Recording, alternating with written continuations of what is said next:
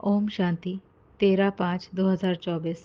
बाबा आज बाप और टीचर के रूप में पार्ट प्ले करते हुए कह रहे हैं कि बाप के बच्चे स्टूडेंट जो हैं वो ट्यूशन ले रहे हैं परमपिता परमात्मा से, मनुष्य से देवता बनने की। ऐसी ट्यूशन और कहीं नहीं मिलती। तो आत्मा के घर से जहाँ से वो आई थी, बाबा कहते हैं बच्चों को ये पता है कि वहाँ तुम पावन थे, फिर जब यहाँ आए पाठ बजाते बजाते तुम पतित बने। पतित अर्थात देहभान के वश हो जाना, कंप्लीट विस्मृति कि मैं आत्मा हूँ। इसकी कंप्लीट आत्मा बेहोशी में है, खुद ही को रोल समझ करके जीवन जी रही है, तो उसी अनुसार फिर कर्म हो रहे हैं, क्योंकि रावण राज्य फिर आ गया। और पावन अर्थात जागृत आत्मा, जिसमें स्मृति है आत्मा को कि वह आत्मा है, देह अलग है, रोल और सोल में अंतर है, उसको स्पष्ट है, समझ है घर और नाटक के डिफरेंस का। बाबा कहते हैं भक्ति में गुरु करते आए कि कोई घर जाने का अर्थात वानप्रस्थ अवस्था का हमको रास्ता बताए, लेकिन ऐसा हुआ नहीं। अभी तुम बच्चे इस ड्रामा के चक्र को जान गए हो, पर मुख्य बात है ही पावन बनने की।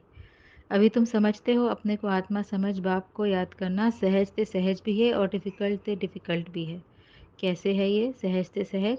जब आत्मा अपने को आत्मा समझ के कार्य करती है तो सहज से सहज है, अर्थात आत्मा अपनी पुरानी आइडेंटिटी से पहचान नहीं बनाती, पुराने आदतों से खुद को नहीं तौलती है।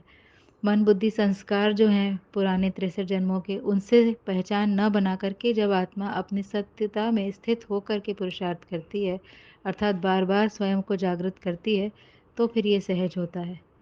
और जहाँ आत्मा अपने मन बुद्धि संस्कार से अपनी पहचान बना करके जो पुराने 63 जन्मों के हैं उन्हीं आइडेंटिटीज से खुद को समझती है कि यही मैं हूँ, और अपने देहभान की दुनिया से समझती है कि यही मैं हूँ, फिर पुरुषार्थ करती है, तो वो पुरुषार्थ मिक्स्ड पुरुषार्थ है। वो पुरुषार्थ रावण उसको प्ले कर रहा है और आत्मा को पता भी नहीं चल रहा है कि ये ईगो ही का खेल है जो चलता जा रहा है, चलता जा रहा है।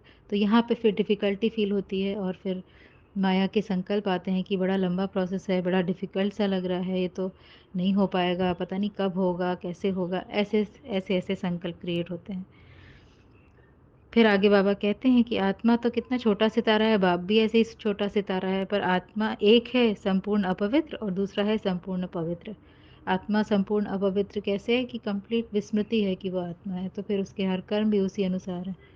और बाबा तो एवर पावन है, संपूर्ण पवित्र है और एवर पावन है, कभी भी देह भान में आते ही नहीं, क्योंकि देह में ही नहीं आते। तो संपूर्ण पवित्र का संग ही तारता है, जो एक ही है, एक ही का संग है। और कुसंग है 5 विकारों रूपी रावण का, जो आज हर एक के पास है।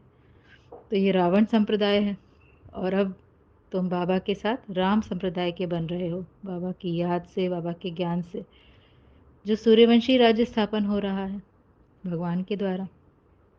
बाबा कहते हैं सिवाय बाप के हीरे जैसा जीवन तो कोई बना ही नहीं सकता है। तुम्हें पढ़ाकर बाबा देवता बनाते हैं बिना खर्चे के। बाबा का बने तो नो खर्चा, इस पढ़ाई में भी नो खर्चा, पवित्र ज़रूर बनना है। एक एग्जाम्पल देते हैं अब्राहम लिंकन का, कि गरीब था, रात में भी पढ़ता था जाग कर, पढ़कर होशियार हो गया, प्रेसिडेंट बन गया। तो कहते हैं अब तो तुमको बाबा ऐसे अविनाशी ज्ञान रत्न दे रहे हैं, जो एक एक रत्न जो लाखों का है।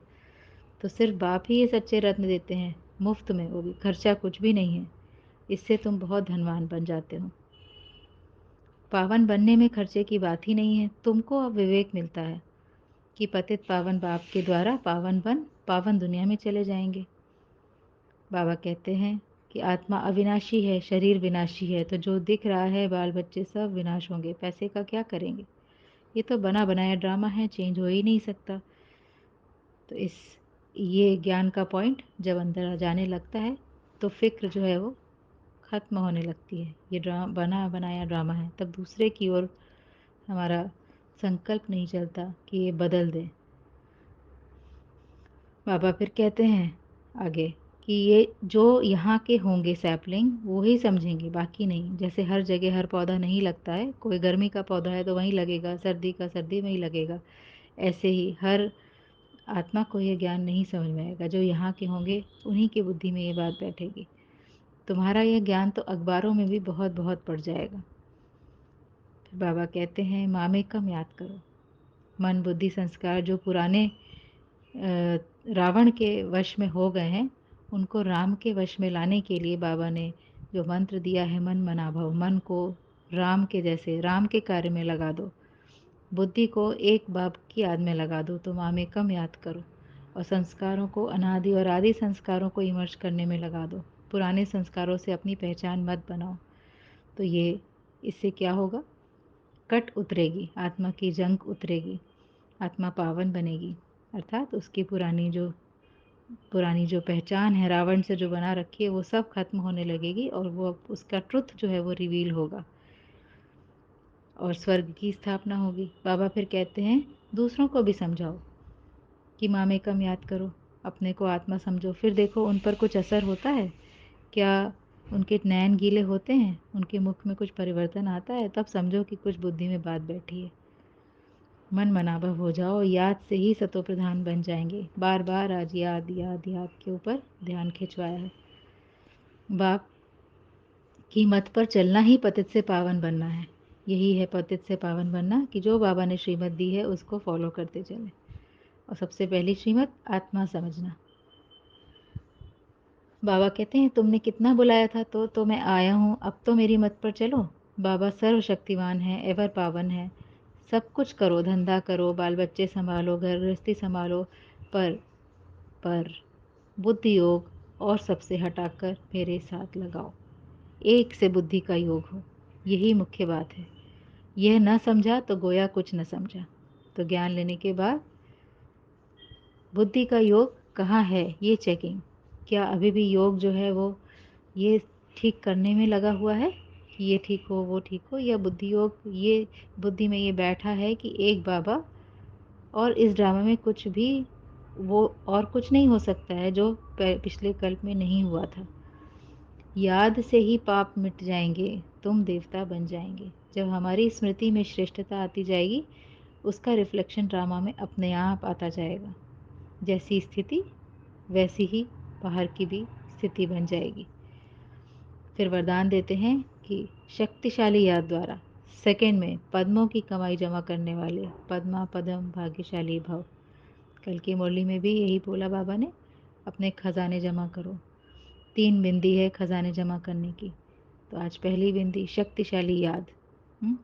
कि शक्तिशाली याद, जितनी याद में पावर होगी उतनी चेहरे पे भी वही चमक दिखेगी। एक सेकंड भी यथार्थ याद, एक्यूरेट याद, विदाउट मिक्सचर की याद, ड्रामा को अलग करके आत्मा और परमात्मा की याद, तब जो कमाई होती है वो बहुत ही, उसकी जो पावर है वो बहुत है और वो उसमें पद्मों की कमाई जमा हो रही है। एक सेकंड की भी याद जो है वो बहुत कमाई दे जाती है। तो आपकी शक्ल से बाबा कहते हैं पद्मों की कमाई का नशा दिखाई दे। ऐसा रूहानी नशा, रूहानी खुशी हो जो ये अनुभव हो कि यह न्यारे लोग हैं।